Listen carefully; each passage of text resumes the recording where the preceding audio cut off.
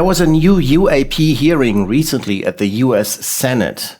Aero Director Dr. Sean Kirkpatrick testified about the activities of his All-Anomaly Resolution Office at the Pentagon. What have we learned about this, and how is this being perceived internationally? This is what we're going to talk about in this show. Joining me now are two distinguished guests, Dr. Erman Ansbro and Paolo Guizzardi. Welcome to the show. Thank you. Thank you. Dr. Ansbro, you are an astronomer. You're a distinguished member of the SETI community. You're a fellow of the Royal Astronomical Society, among others. And you are also Ireland's representative for the International Coalition of Extraterrestrial Research. And Paolo, you have a background in electronic engineering. You have worked for the Italian embassy in Berlin. You are a member of the Centro Ufologico Nazionale, and you are Italy's representative in ICER. Thank you so much for being with us. Now, I'm sure you have both followed the hearing that recently took place at the United States Senate Committee on Armed Services, or more precisely, the subcommittee of this, which is the Subcommittee on Emerging Threats and Capabilities. This is the chairwoman of that subcommittee, Senator Kirsten Gillibrand, who has been advocating transparency in terms of UFOs for quite some time. And I must say, while I didn't have a lot of expectations about this hearing, my expectations were actually, I would say, I was really excited to hear some of the things that we heard. What are your takes on this? Paolo, maybe we start with you. Okay. Thanks, Robert. Well, I heard many negative voices, many who felt disappointed by this lack of, how can I say, of, I don't know, admission, very likely. But I mean, there are things that needs to be considered. First of all, Dr. Kirkpatrick has released for the record a declaration, which now I am quoting because I think it is important. He says, quote, "I should also state clearly for the record that in our research, ARO has found no credible evidence thus far of extraterrestrial activity, off-world technology, or objects that defy the known laws of physics." Yes, exactly. And before we go into that, let me show you, let us see the clip where he says that and what the Senator Gillibrand says. Let's have a look. We learned that there was strong evidence of advanced technology reflected in the features and performance characteristics of many objects observed by our highly trained service members operating top-of-the-line military equipment. We learned that for the past 8 years, military pilots frequently encountered unknown objects in controlled airspace off both the east and west coasts across the continental United States in test and training areas and ranges. We don't know where they come from, who made them, or how they operate. As former Deputy Secretary of Defense David Norquist observed, had any of these objects had the label "Made in China," there would be an uproar in the government and media. Meanwhile, for the few cases in all domains, space, air, and sea, that do demonstrate potentially anomalous characteristics, ARO exists to help the DoD, IC, and interagency resolve those anomalous cases. In doing so, ARO is approaching these cases with the highest level of objectivity and analytic rigor.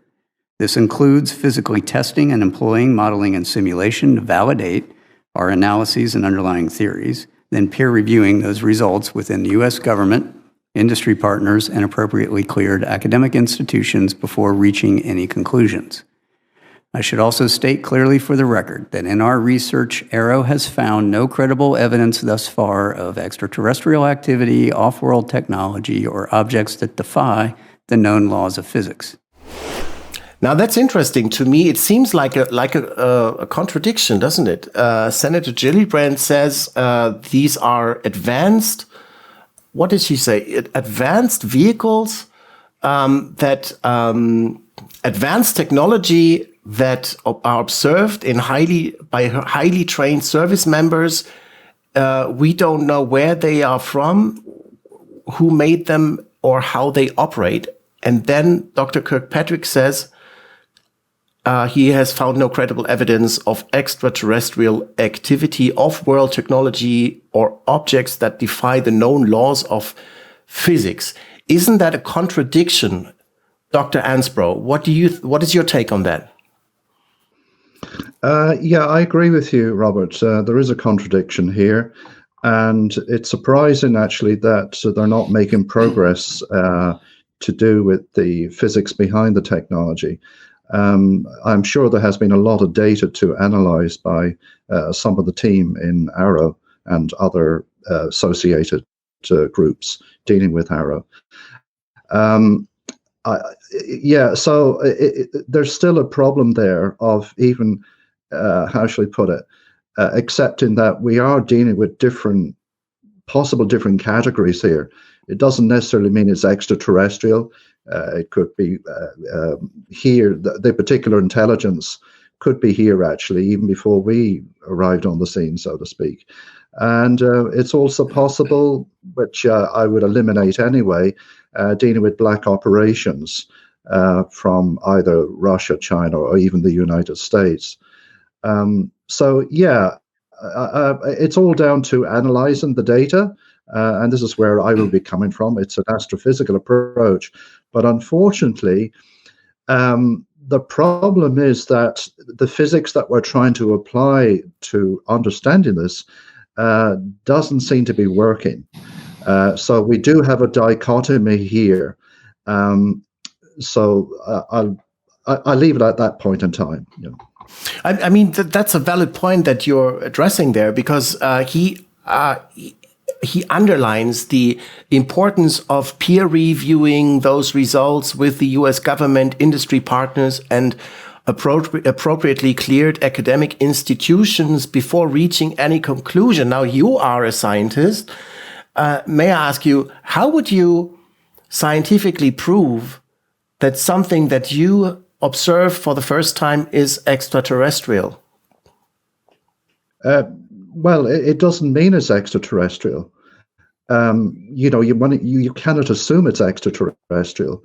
I think that's probably a perception or a worldview that's been conditioned in society when something is completely unknown.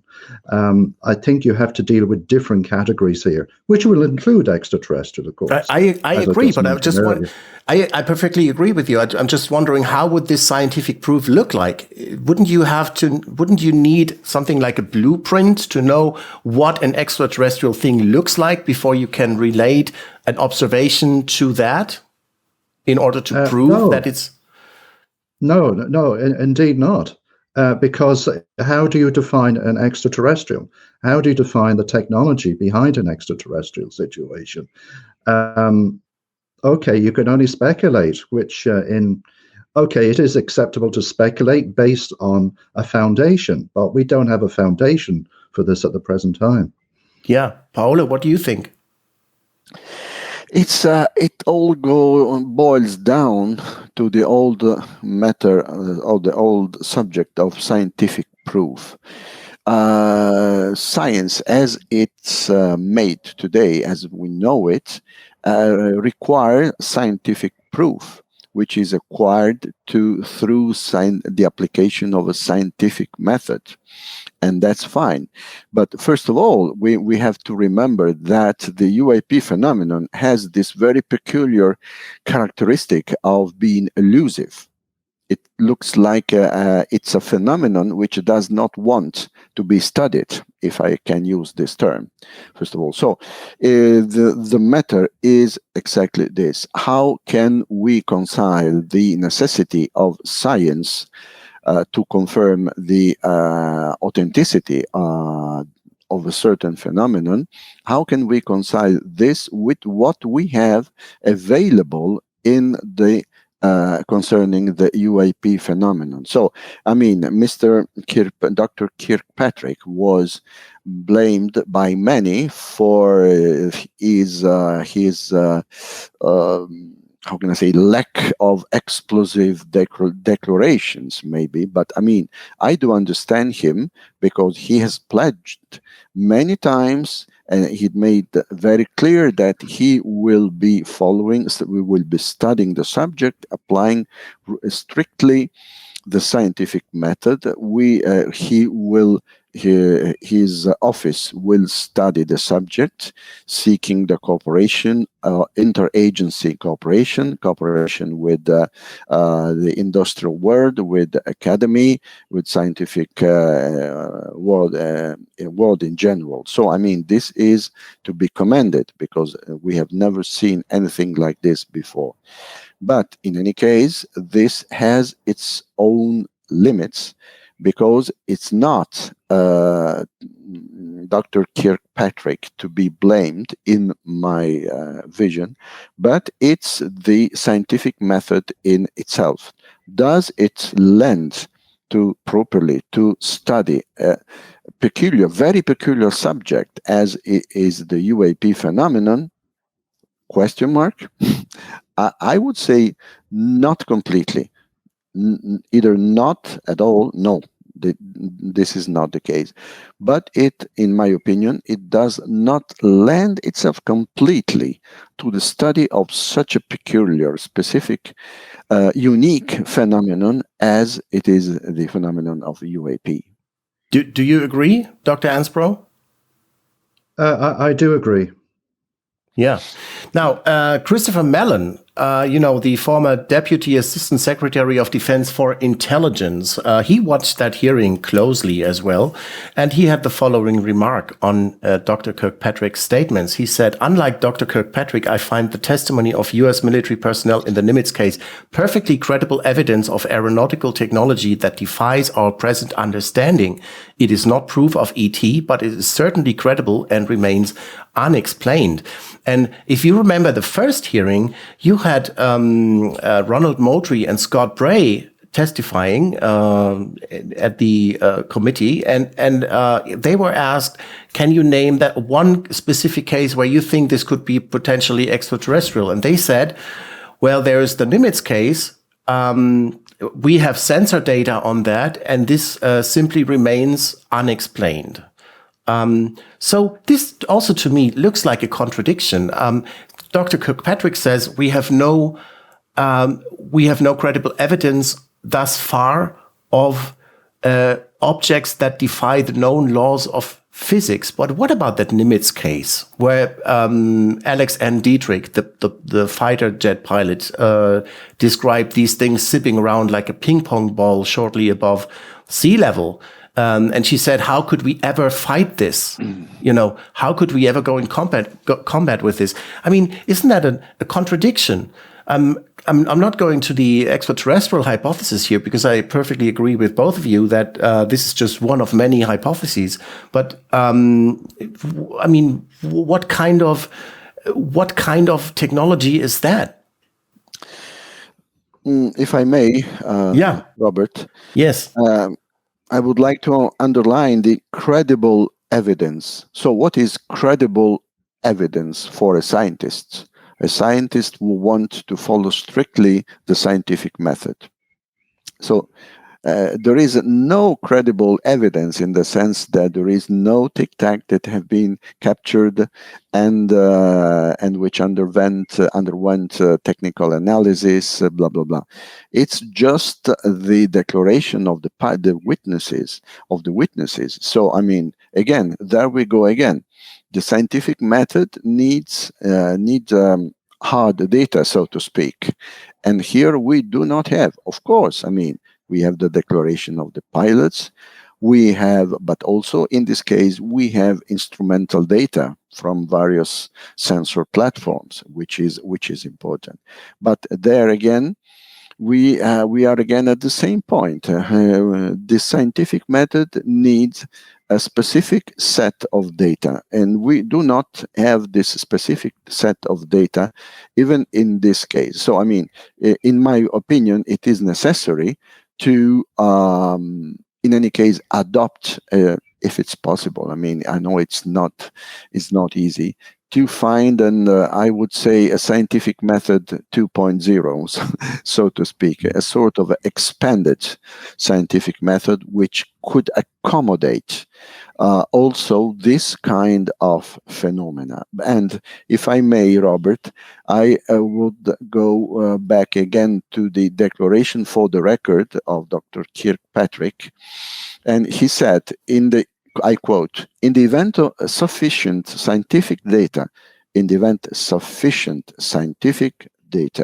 wherever obtained, that the UAP encountered can only be explained by extraterrestrial origin, we are committed to working with our interagency partners at NASA to appropriately inform the US government's leadership of its finding. So I would like to remind, to bring to the critics' attention the matter that just say 5 years ago, it would not have been possible to have this kind of statements by a person at that level. I mean, in the event sufficient scientific data wherever obtained that a UAP encounter can only be explained by ET origin, we are committed to working to appropriately inform the US government. I mean, let us think properly on this, gentlemen. 5 years before, 5 years ago, would not have been possible to hear this kind of statement from a person at that level. Not at all. So, I mean, it's a more, in more general terms, the search for the truth on the UAP phenomenon is going on, but very, very slowly. And again, also, I would like to remind to the criticists of Dr. Kirkpatrick that he has stated very clearly that in case they have enough scientific data to whereby only the ET hypothesis would explain a given UAP case, he will not, repeat, not inform the public. The ARO office will work with NASA to inform the US government leadership. And so so let us not expect anything really new, anything explosive directly from ARO, because it's normal. Since you were talking about scientific data, let me just show you what Professor Gary Nolan from Stanford University said about the UAP hearing. And this is a direct response to Christopher Mellon's tweet that I showed earlier. He says, anecdotal evidence by credible witnesses, especially when they describe similar observations, is data. Some of the most important discoveries in the history of science were not observed under controlled laboratory conditions. They are what one would call, at the least, preliminary data that set the tableau for hypotheses and replicable testing. Now, Dr. Ansbro, what is your take on this? I mean, to me, it seems like they have evidence of highly advanced craft. They don't know where they're from, how they operate, but they're only willing to go into the direction of extraterrestrial activity, which then leads to the conclusion that they will never find a hint to extraterrestrial activity because we don't know what this looks like. And they leave aside all the other possibilities. Yeah. Well, even if they successfully, say, capture one of these UAPs and start to analyze it, physically analyze it, I mean, this would be ideal. But there is a problem here.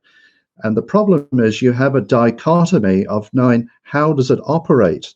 And it's probably the worst thing you could do is to even capture one if they are able to capture one. So on the other hand, the approach they're taking at the present time is probably the right approach. That is an astrophysical approach to get data on many, many things, maybe to do with gravity, to do with all sorts of emissions, if any, and such like. So that's the approach I would take, and I would follow the likes of the Galileo project as an example of that. Yeah, because this is like the recurring theme in all the discussions among scientists about this subject, is that there is a lack of data, right? Now, to me, what was really surprising was that for the first time during this hearing, we heard something more concrete about the actual characteristics of UAPs, because as we all know, there is this security classification guide that prohibits disclosing even the shapes of the objects observed. And Dr. Sean Kirkpatrick actually used the chance during this hearing to present some of the common, the general findings that they've made, like, let's say, the trend in observations of UAP reports from 1996 through to 2023. And I think this was, for me, this was the most important and interesting part of his whole testimony. Let's have a look. This chart represents the trend analysis of all the cases in AARO's holdings, right, to date. What you'll see on the left is a histogram of all of our reported sightings as a function of altitude. So most of our sightings occur in the 15 to 25,000 foot range, and that is ultimately because that's where a lot of our aircraft are. On the far right upper corner, you'll see a breakout of the morphologies of all of the UAP that are reported. Over half, about 52% of what's been reported to us, are round orb spheres. The rest of those break out into all kinds of different other shapes. The gray box is essentially there's no data on what its shape is. Either it wasn't reported or the sensor did not collect it. The bottom map is a heat map of all reporting areas across the globe that we have available to us. What you'll notice is that there is a heavy, what we call collection bias, both in altitude and in geographic location. That's where all of our sensors exist. That's where our training ranges are, that's where our operational ranges are, that's where all of our platforms are. In the middle, what we have done is reduce the most typically reported UAP characteristics to these fields, mostly round, mostly 1 to 4 meters, white, silver, translucent, metallic, 10,000 to 30,000 feet, with apparent velocities from stationary to Mach 2. No thermal exhausts usually detected. We get intermittent radar returns, we get intermittent radio returns, and we get intermittent thermal signatures. That's what we're looking for and trying to understand what that is. Now, isn't that fascinating? They, even though they say this is not off-world technology and this is not extraterrestrial or anything that defies the known laws of physics, they look for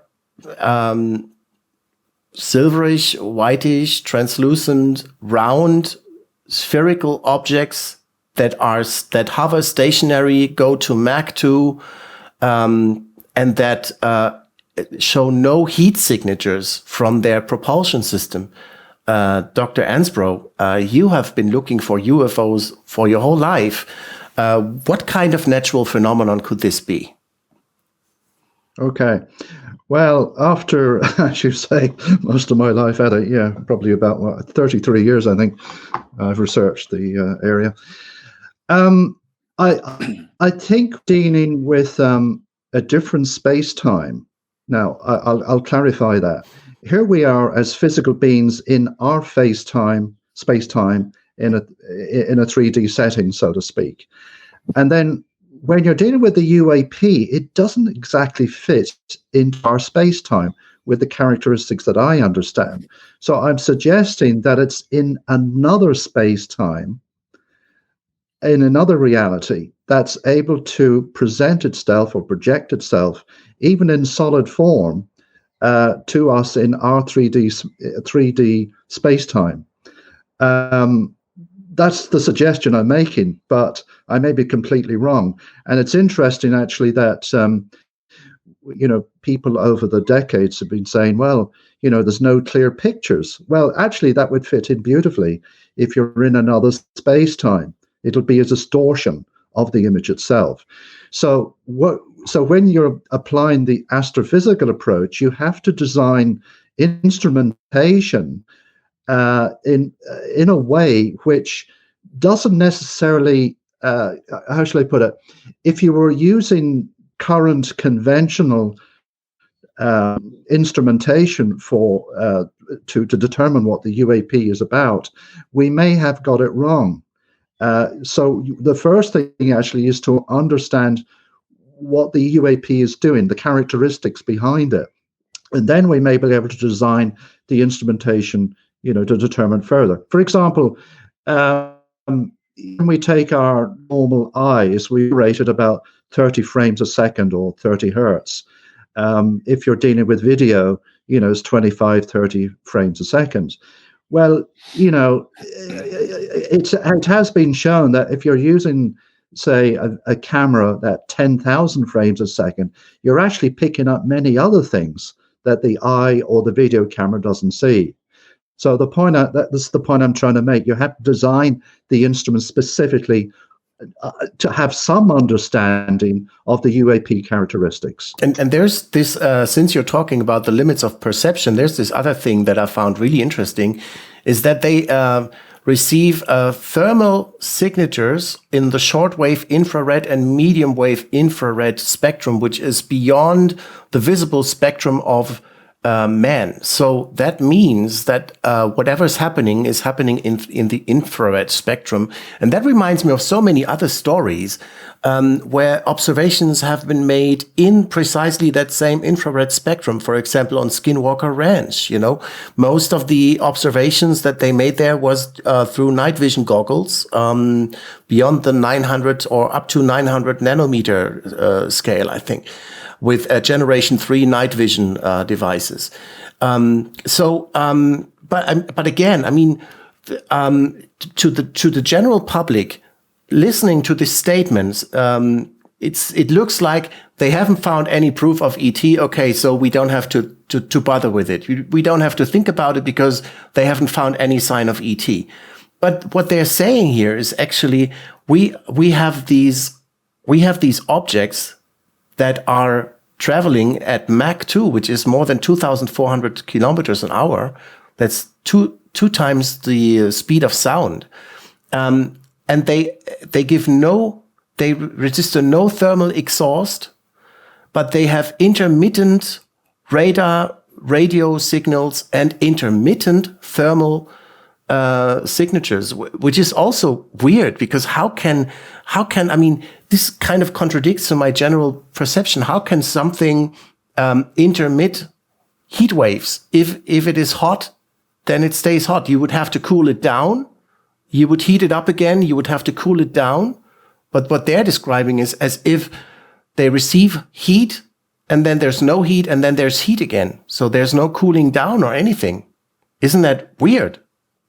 It could be the output or a byproduct of a power generation system or propulsion system, I suppose. What do you think, Dr. Ansbro?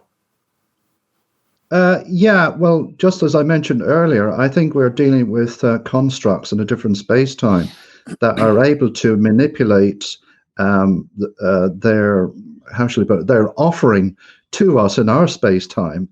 And then you have all the other spin-off effects from it, dealing with the thermal side and other emissions and working in the infrared as well. In fact, back in 1976, when instrumented UFO research had been looked into, it was the first time ever that the infrared, how shall we put it, the first UFOs were detected in the infrared, but not in the visible region. This was 1976 in Texas. So the infrared component is really important in this as part of the understanding of the UAP. And then in recent years, some researchers have been applying instrumentation where they're detecting approximately about 10 times the amount of UAPs in the infrared than they are in the visible. And then there's this whole mystery about pulsed microwave radiation, which also seems to be a common scheme when it comes to UAPs, right? Pulsed microwave radiation is a technology that has been used by the military in secret directed energy weapon technology. We know that, but there are also hints of microwave radiation in places where you wouldn't suspect it, like in the landing in France in Trans-en-Provence. I think it was in the 80s. Where the plant anomalies that were later eventually analyzed in national laboratories showed anomalies in the photosynthesis that the laboratory director could only explain with the effect of pulsed microwave radiation. And that was in 1981. And then think about the Fatima apparition, the Marian apparition of Fatima in 1917. People's garments, clothing were dried when this object flew over them. Some of them reported sunburns. This also sounded like microwave radiation exposure. So is this something that we would see belongs to the UFO phenomenon, just like the apparent superior flight maneuvers and the occurrence in infrared? Yeah, there's also it's not just the infrared that they emit in, but also when encounters have taken place with human beings, there are some cases where UV radiation has been emitted by the UAP, and the proof of that is actually that people get a tanning effect. You can only receive that tanning if you've got ultraviolet radiation. And so they're in the ultraviolet and in the infrared, which is the opposite part of the spectrum, right? Mm-hmm. The ultraviolet. And so this is the visible spectrum. There's ultraviolet, there's infrared. And then there is much more, of course. Mm-hmm. Mm-hmm. So this all leads, of course, to the conclusion that we don't know anything about our world. We just perceive this tiny little bit, and what we see with our eyes is just a small excerpt of reality. Isn't that fascinating?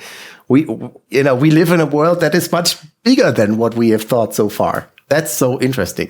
And another thing I wanted to point your attention to is something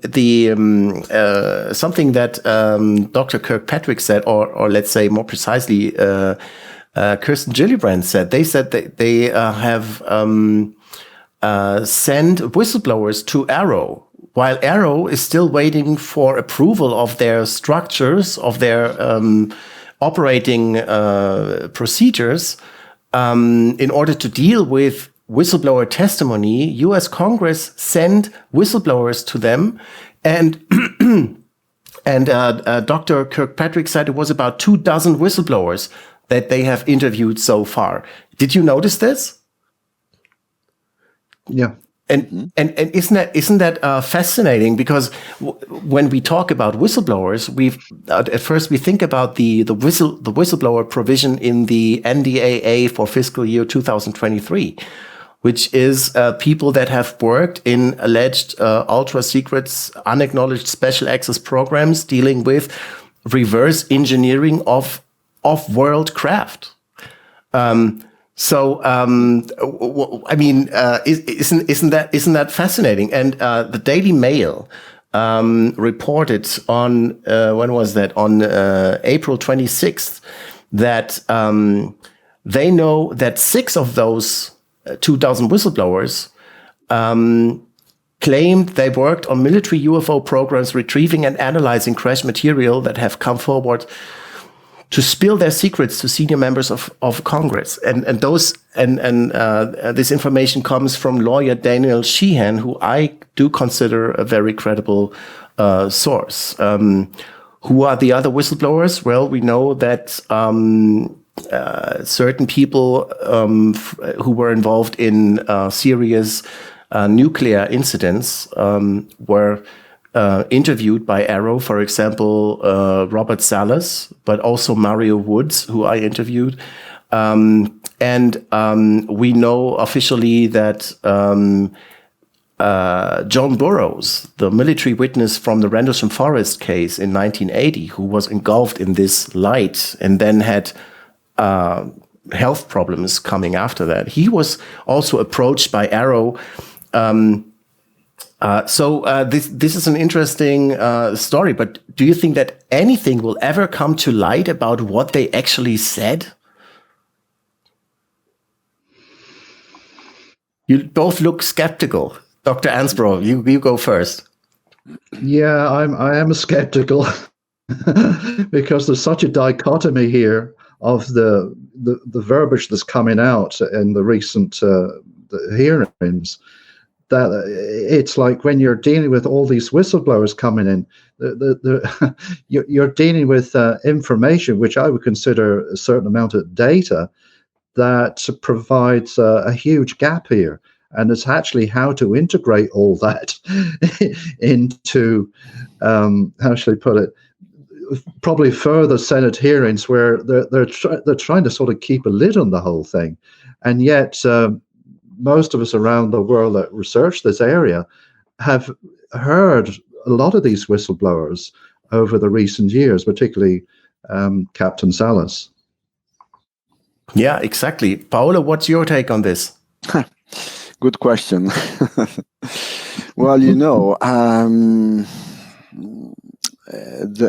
indeed, there are, as Eamon put it, there are so many data coming in, part of which would seem to corroborate what we have heard during the years for really many times concerning the reverse engineering projects on captured UAPs, on things like that. But I mean,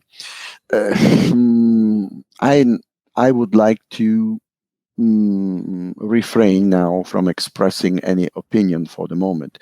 The only thing that I would like to remark is that in case the ETH hypothesis is confirmed, and which, by the way, I do agree with you, gentlemen, that it could be just one of the possible explanations for the UAP phenomenon.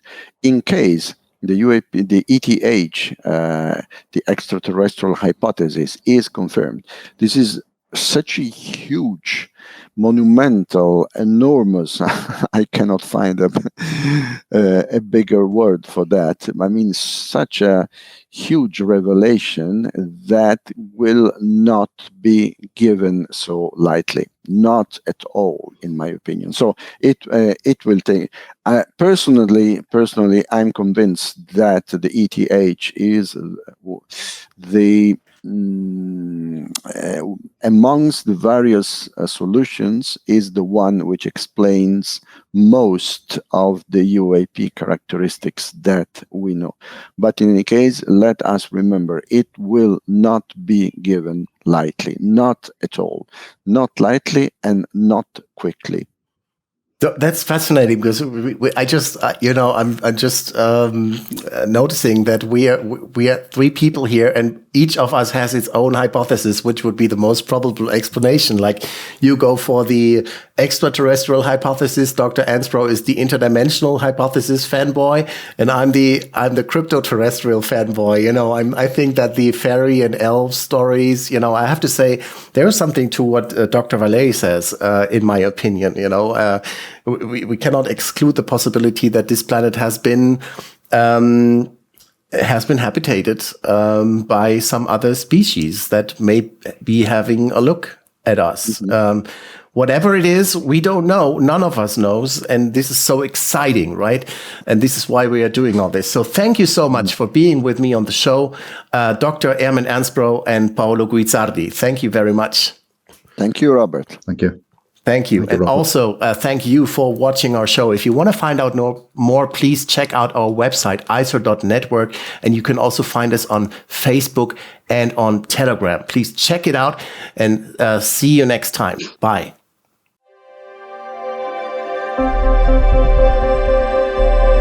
you.